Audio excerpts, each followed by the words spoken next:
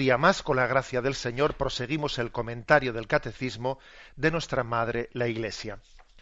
Continuamos en esta primera parte de la explicación del credo. Estamos hablando de la creación de lo visible y de lo invisible. En cuanto a lo invisible, hablamos de los ángeles y hemos dedicado los dos programas anteriores al tema de la creación de los ángeles. Criaturas de Dios, quiénes son, cuáles son, cómo los presenta la Sagrada Escritura, cuál es su finalidad, su acción. A partir del punto 337 hablamos ahora del mundo visible, creador de cielo y tierra, lo visible y lo invisible. Bien, hablemos ahora del mundo visible. Dice así, 337. Dios mismo es quien ha creado el mundo visible en toda su riqueza, su diversidad y su orden. La Escritura presenta la obra del Creador simbólicamente como una secuencia de 6 días de trabajo divino, que terminan en el reposo del día séptimo. El texto sagrado enseña, a propósito de la creación, verdades reveladas por Dios para nuestra salvación, que permiten conocer la naturaleza íntima de todas las criaturas, su valor y su orden y su ordenación a la alabanza divina. Bueno, pues yendo por partes como acostumbramos, la primera afirmación es que Dios ha creado este mundo visible, la materialidad, este mundo material, no únicamente el espiritual, también el mundo material, ha sido creado por Dios, dice aquí, en toda su riqueza, diversidad y orden. Riqueza en el sentido de la grandeza de la creación, que no es infinita, ciertamente, la creación es limitada, pero claro, digamos limitada para Dios. Para Dios es una criatura, pero para nosotros la verdad es que la creación es, no voy a decir que no es infinita, pero es que es casi como si lo fuese, porque es que es inabarcable para la capacidad humana, las dimensiones de la creación. Para Dios es una pequeñez, pero para nosotros la creación y su grandeza, ¿por qué Dios ha hecho un universo tan grande? Tan grande. Yo muchas veces me he hecho la pregunta. Os voy a decir que en algunas noches que uno contempla todo el cielo estrellado, en esas noches, o en un lugar oscuro donde se encuentre a veces, ¿no? Recuerdo haberlo hecho una noche en África y ver todo el universo estrellado, que era impresionante, y haberte hecho la pregunta, y Señor, ¿por qué has hecho un universo tan inmensamente grande? No es un poco no es un derroche. Hay vida en otros lugares, hay vida humana en otros lugares. ¿O estamos nosotros solos en todo este universo, ¿no? Entonces, bueno, pues no es cuestión de entrar en esa pregunta, pero quizás a nosotros nos cueste entender que Dios ha hecho todo este mundo para nosotros. Claro que puede haber vida, yo no estoy negando que pueda haber vida en otros planetas, pero los científicos mismos tienden a entender que parece que las condiciones para que pueda haber vida humana son unas condiciones tan exigentes, que muy probablemente estemos nosotros solos en todo el universo. Y entonces uno dice, bueno, y no es una especie de desproporción, un derroche innecesario. Igual Dios ha hecho el mundo, el universo tan grande, para que sea una forma de manifestarte que te quiere tanto, o que eres tan importante para Él, como que a Él no le importa derrochar, igual que cuando unos esposos se regalan pues un anillo que es valiosísimo, y entonces es algo de derroche. Claro que es algo de derroche regalarse ese diamante o regalarse, sí, pero aunque sea algo de derroche, quieren también expresar el amor que tienen en ello, ¿no? Todo esto lo he pensado para ti, y la verdad es que es un primer aspecto de la creación, dejarnos impactar por su grandeza. Y además los científicos, cuanto más descubren, más conocen que les falta por saber. Cuanto más sé que no sé nada. Y es verdad, recuerdo haber escuchado a un científico, decía, mira, esto es como consigues abrir una puerta y entonces entras en una habitación, pero en esa habitación en la que has entrado de repente hay 7 puertas. Abres una de las 7 puertas, entras a una habitación en la que hay 7 puertas más. Entonces, claro, esto es verdad que cada vez sabes más y conoces más, Pero a la medida en que sabes más y conoces más, eres consciente de que te falta más por saber. En el fondo, la sabiduría humana es casi ser conscientes de que sabemos muy poco. Y al mismo tiempo tomarnos en serio el crecer, dominad la tierra, etcétera. O sea, la grandiosidad de la creación. También su diversidad, dice aquí. La diversidad de la creación, que es muy importante, es decir, que nos demos cuenta que hay culturas tan distintas,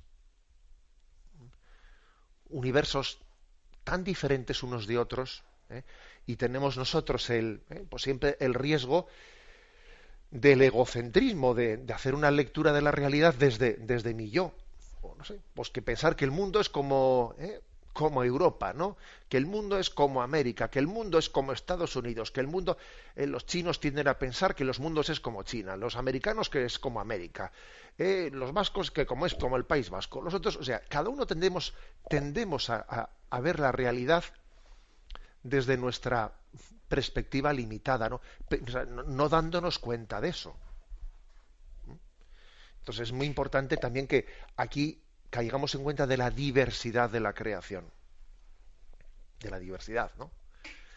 Recuerdo una anécdota que iba pues en Tierra Santa, en Jerusalén, por una de las calles, iba acompañado pues de mi madre, y me acuerdo que yendo por una calle, pues nos cruzamos con uno de estos judíos ultraortodoxos, pues vestidos de una manera así tan especial, con los tirabuzones, con, bueno, pues eso, ¿no? Que te llama la atención, ¿no? Pues ese aspecto externo tan así, tan marcado y tan distinto. Y me acuerdo que el comentario de mi madre que dice, y estos se pensarán que los raros somos nosotros, ¿eh? Y bueno, sonaba chiste ese comentario, pero tiene, es decir, que es que no nos damos cuenta de la diversidad, que tendemos a pensar que todo está hecho desde nuestro yo, ¿no? Creo que contemplar la creación en su inmensidad también nos lleva a ser más humildes, a no creerme el ombligo del mundo. Oye, que el mundo es muy amplio.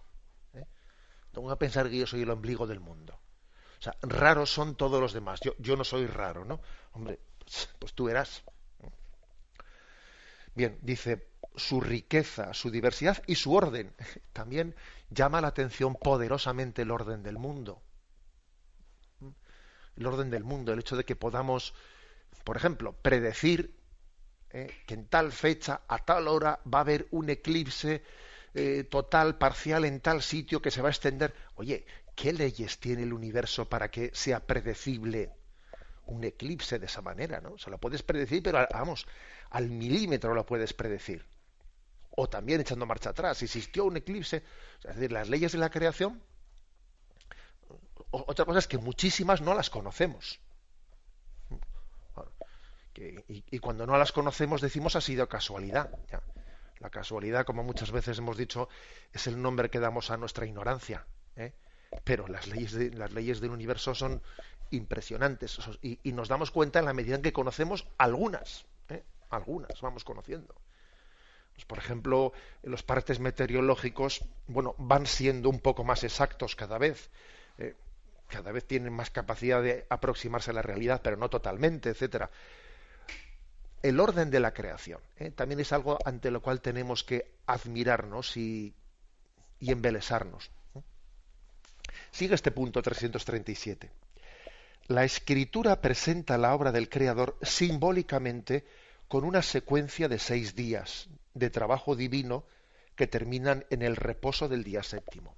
Bueno, aquí el catecismo nos habla de un género de expresión, un género simbólico. ¿Qué significa? ¿Qué significa? Es decir, vamos a ver, pues el escritor sagrado, en la manera de contar la creación, quiso dar un marco teológico a el hecho de santificar el descanso semanal. Entonces, digamos, se narra la creación en 6 días y el séptimo es un descanso para vivir el trabajo y el descanso del hombre como con el marco de la creación, como nosotros estamos llamados a recibir esa creación y trabajar y transformarla. Bueno, pues entonces el autor sagrado tomó pie, ¿no? de de una creación realizada en 6 días, en 7 días, como marco para decir, nosotros como somos imagen y semejanza de Dios, pues entendemos que nuestro trabajo es un eco del trabajo divino, es como una prolongación del trabajo divino, y nuestro descanso también es como un eco, una prolongación de Dios que descansa. Obviamente es un género literario, es decir, Dios no necesita 6 días para hacer las cosas, y estrictamente hablando también lo que entendemos porque Dios trabaja 6 días, hombre, el trabajo de Dios no es lo mismo que el trabajo del hombre. Nosotros trabajamos pues para conseguir lo que no tenemos. Dios ya lo tiene todo. Nosotros trabajamos para ganar el pan del día. Dios no necesita ganar ningún pan. O sea, lógicamente, cuando aplicamos las cosas del hombre a Dios, tenemos que entender que estamos... es una manera de hablar. Dios es infinito y no podemos aplicarle a Él, sino de manera simbólica, pues nuestros conceptos. Pero también es maravilloso ver cómo pues el hecho de que se cuente la creación el primer día, el segundo día, el tercer día, no sé, pues también es pues una especie de sugerencia, una sugerencia de que la creación no ha sido puntual, sino que ha tenido también un increscendo, una evolución.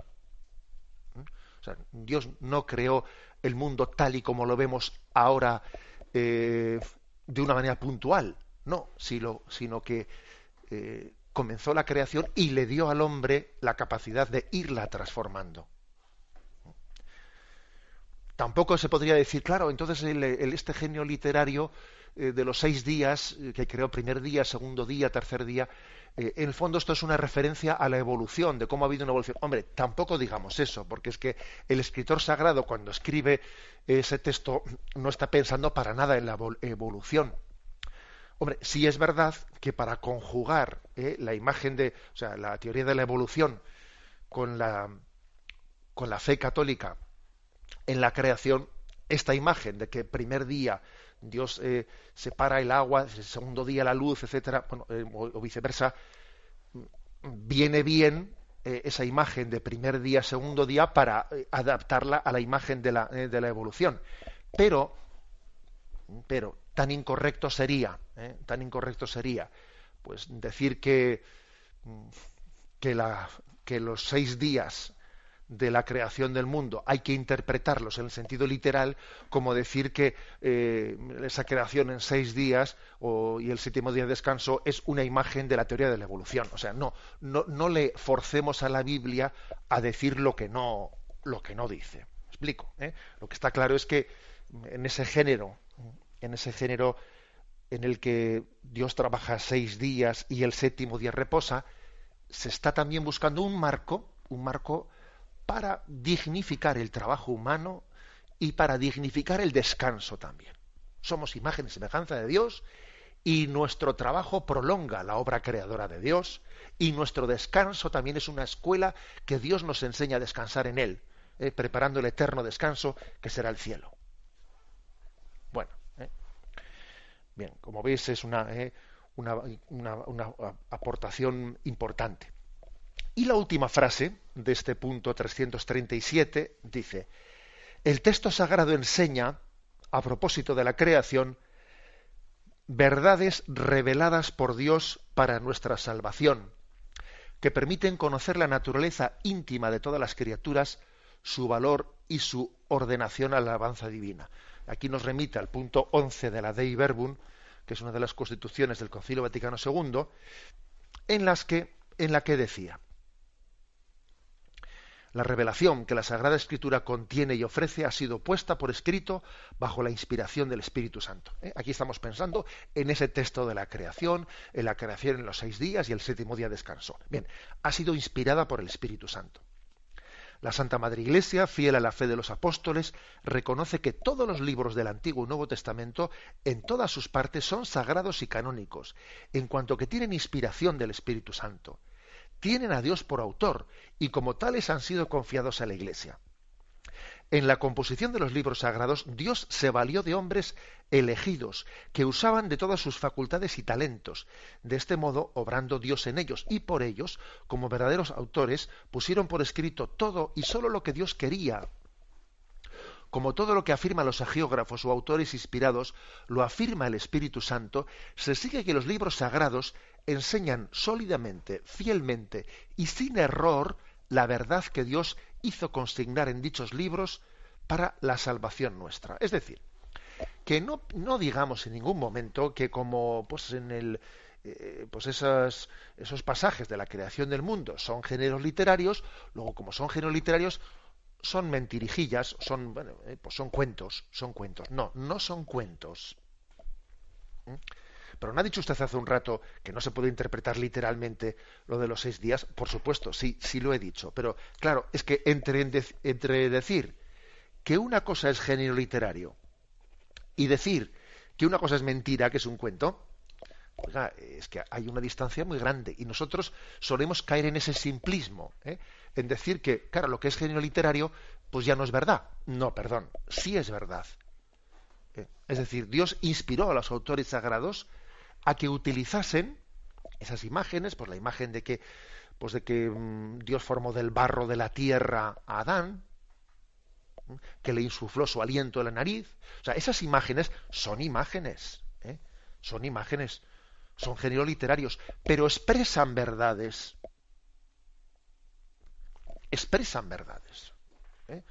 Luego, ojo con confundir género literario con ficción.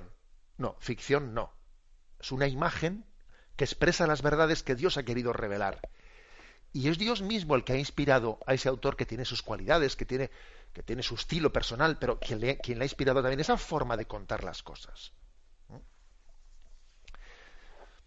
Por lo tanto, tenemos que acercarnos a los textos de la creación del mundo con admiración y sin complejo racionalista, porque parece que el racionalismo nos da un complejo diciendo, no, es que eso son unas fórmulas primitivas de hablar. Bueno, sí, claro que son primitivas en el sentido de que son antiquísimas, pero desde luego no primitivas en el sentido de que no estén inspiradas por Dios, tanto como cualquier otro pasaje de los evangelios.